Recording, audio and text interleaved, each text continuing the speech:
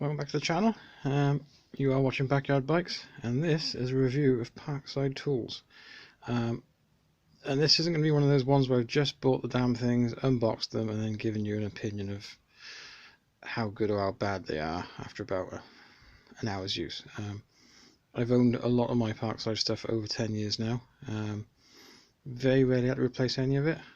So this is an honest, unbiased, and certainly unsponsored. I've got nothing to do with Parkside or Lidl in the UK. No affiliation to them. It's just my honest opinion of them, and good points and bad points, I guess. So let's have a closer look. So this is their 240 volt 125mm grinder. It's got variable speed, multiple handle positions. I actually quite like this one so much. I ended up buying a spare one, which is brand new in its box in the attic. Never used it because this one's been so reliable. If I've done any dusty work, I blow it out with the air compressor.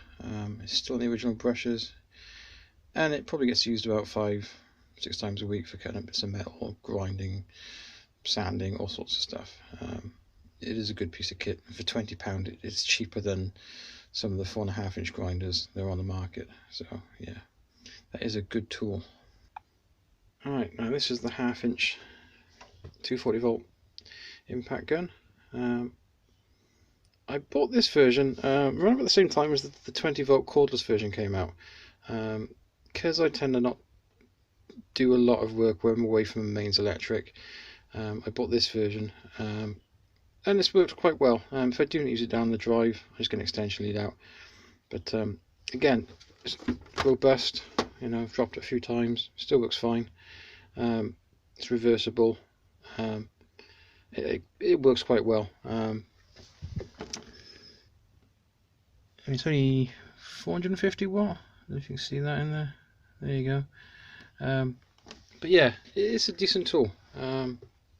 I have, however, upgraded with a cordless version. There.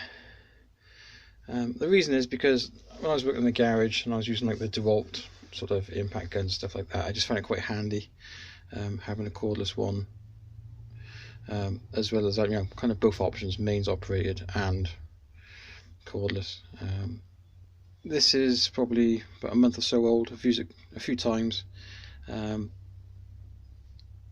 It's taken me about 3 years to buy one, not because I was suspicious about it, but because I used to use one in a previous job helping a friend of mine out with minibuses, and he bought one, and I was amazed how much abuse it took for such a kind of, I think it was like £50 with the battery. And it was decent. I actually bought this one because I already had bought another 20 volt tool, an electric drill, cordless. And this one came with a charger and battery, whereas the other one, I think it was that one actually, was a bare unit. So by buying this one, I pretty much got this part for £25, and I got that part for, I think it was £35 with the charger, which was like cheaper than buying them separately. That brings me on to the drill. Now again, this is I think about a couple of months. I bought this one on the strength of one I bought a few years ago. I thought it was exactly the same model. I'll show you that one in a minute, but it's not. This one hasn't got hammer action on it. It's got more torque settings, but there's no hammer action. But it's still 1/2 inch chuck, 2 speeds, and it is a really kind of good drill for the price. Another one of my older Parkside tools. This has got to be over 10 years old. It's their arc welder. Again, I like this one so much, I've got a brand new one as a spare under the bed, but I've never needed it. They did change the spec on this. The newer versions look like this, but it's just 2 power settings. It's not variable, it's just high and low. I wouldn't recommend one of those, to be honest, because you really need to be able to sort of like set your power in between that, you know. Especially if you're a novice, you want to be blowing holes and stuff. One thing I have done with this one is I've kind of modified it slightly. So they come with a grill on the back for a cooling fan, but there's not a cooling fan fitted. So I got given a similar welder to this from Aldi's that had a cooling fan in it, but it kept tripping the electric out. The gist of it was rated to 140 amps, and it was just overheating all the time. So the owner just scrapped it. I kept the fan, fitted to this one, and now this one with extra cooling will actually give me a longer duty cycle at the higher power settings, which is a bonus. So you don't need it, but if you do a lot of sort of kind of welding thick pieces of metal, stuff like that, it's handy to have. Right, we're in more of the woodworking department now. So this is the other drill I was telling you about. This has got to be 7 years old. Got to be. When they first came out, I bought this one. This has got hammer action on it. Hasn't got many torque settings, but it is 2-speed. And it's still, you know, I've given it a lot of use doing DIY projects around the house and the garden, and it still works fine. I also picked up a couple of years back the 240 volt multi-tool. Again, I bought this on the strength of their cordless version, and this is like my only grumble with the Parkside range.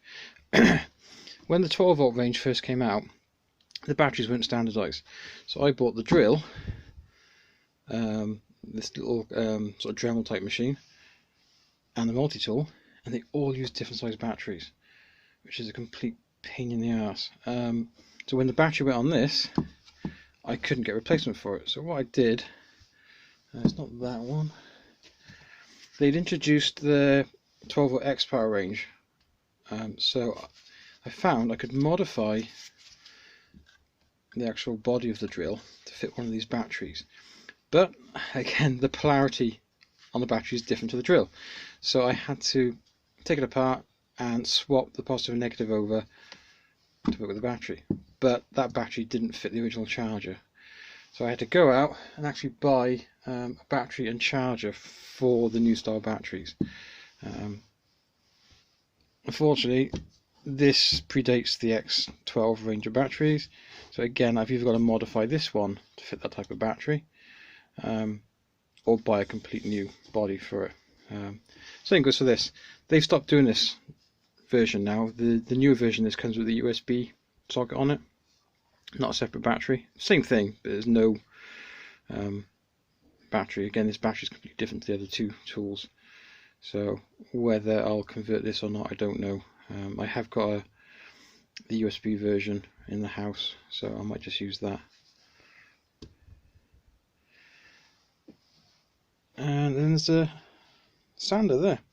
Now I will say this is the second one of these I've owned, and this is where I'm going to come into sort of like, you know, it's not all great with some of these tools. The first one of these died after about a year. I wasn't even using it a lot.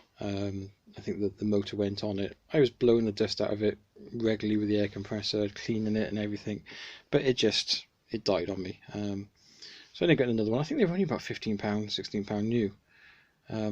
But I think when they changed the styling of some of their range of Parkside tools, some of the build quality went downhill as well, which is a shame. But other than that, it is a, you know, it does its job. I would not recommend using one kind of commercially at all. This, yeah, I think you could get away with that if you're doing like a, you know, door-to-door DIY jobs. Same goes for some of the new 12 volt tools in the X range. That is certainly quite good value for money.